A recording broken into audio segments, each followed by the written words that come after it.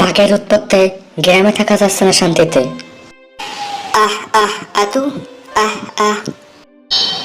এই জানিস, কালকে রাত্রে না আমাদের বাড়ি বাঘ আসছিল একে খেতে।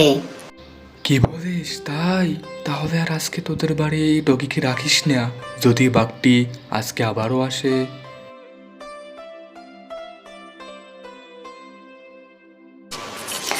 মা, বাবা কোথায় গেছে? সকাল থেকে তাকে দেখতে পাচ্ছি না। তোর বাবা গেছে সকালে নদীতে মাছ ধরতে।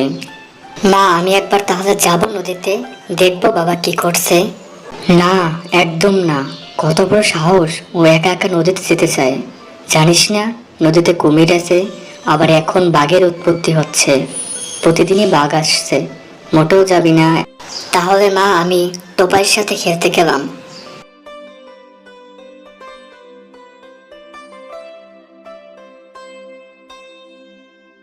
আরে ও গোপাল কাকু, কোথায় যাচ্ছ তুমি? কেন রে পুচকে ছাড়া, তুই জেনে কি করবি? কাকু, তোমাকে দেখে মনে হচ্ছে নদীর দিকেই যাচ্ছ। আমার বাবাও সকালে গেছে, আমাকে একটু নিয়ে চলো না তোমার সাথে। আচ্ছা ঠিক আছে, চল তাহলে আমার সাথে।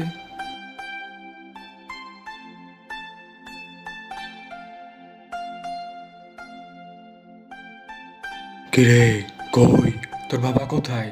এখানে তো কাউকে দেখতে পাচ্ছি না। তাই তো কাকু, এখানে তো কাউকে দেখতে পাচ্ছি না।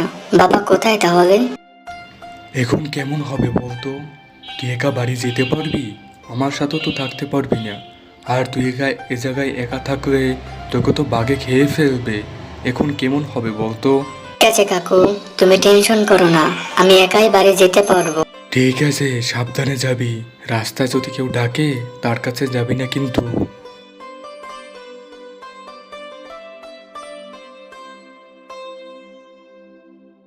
কিরে, তুই এখানে কিভাবে আসবি?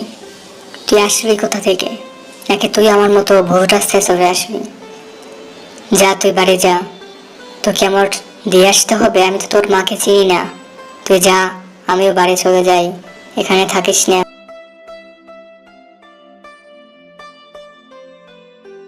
কিরে, তুই গেবি না যে? তুই আমার সাথে সাথে আসতেছিস কেন? তুই কি আমার সাথে যাবি আমার বাড়িতে? আচ্ছা চল তাহলে, তোকে নিয়ে যাই। এই তো, তুই এই ডগের বাচ্চাটাকে কোথা থেকে পেয়েছিস রে? এটাকে আমি নদীর পাশ থেকে তুলে এনেছি। দেখ কি সুন্দর না এটি? আচ্ছা, এটির একটা নাম রাখা দরকার। এটির নাম আমি রাখলাম ডগি। হ্যাঁ তো, এটা দেখতে অনেক সুন্দর। আচ্ছা, তুই আমাকে এটা দিবি? আমি এটা বাড়ি নিয়ে যাব। হ্যাঁ, আমি তো তোমাকে দেওয়ার জন্য এটা নদীর পাশ থেকে নিয়ে আসছি। চল ফুট, আমি বাড়ি যাচ্ছি। তুমি এখন একটা কাজ করো, এখানেই থাকো। আমি গেলাম, তোমাকে নিয়ে কালকে সকালে খেলতে যাব।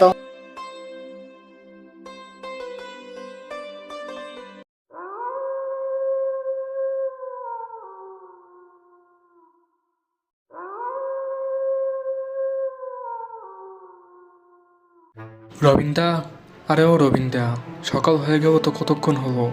বাইরে এসো, এখনো ঘুমাচ্ছ? আরে কি হলো সকাল সকাল, এত ডাকাডাকি কিসের? আরে আজকে ভোরে রজিব কাকুকে বাঘে তুলে নিয়ে গেছিল। বেচারা সকালে টয়লেটে গেছিল, কিন্তু তোমার বাড়ির পাশে এত বাঘের পায়ের ছাপ কেন?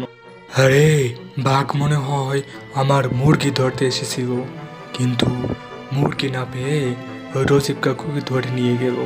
সাবধানে থাইকো দাদা। আরে সুন্দরবনের মানুষের রাতে ঘুমেও শান্তি নেই। এই ডগি, কই তুই? চল, তোকে নিয়ে একটু ঘুরে আসি, চল।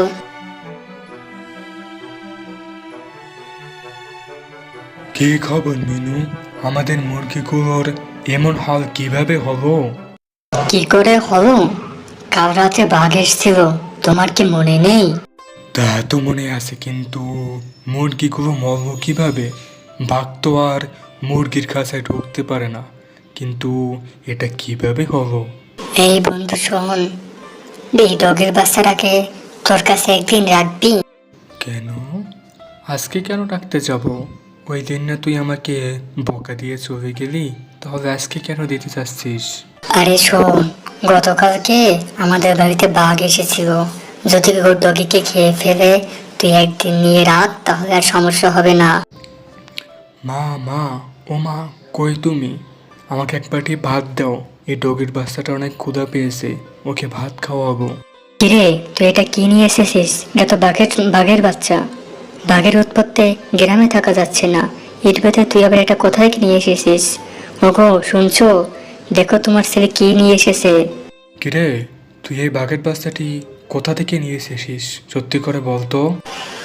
আমি এটা আমার বন্ধুদের বাড়ি থেকে নিয়ে এসেছি। তাই তো বলি, বাঘের এত উৎপত্তি কোথা থেকে হলো? এইটার কারণেই তো রঞ্জন কাকাকে বাঘে খেয়ে ফেলছে। তুই এ বাঘের বাচ্চা এখনই ছেড়ে দিয়ে আসবি, না হলে আমাদের এলাকা সব শেষ করে ফেলবে। তুই আমার সাথে এখন চল, এই বাঘের বাচ্চা ছেড়ে দিয়ে আসবো, না হলে আমাদের অবস্থা খারাপ হয়ে যাবে।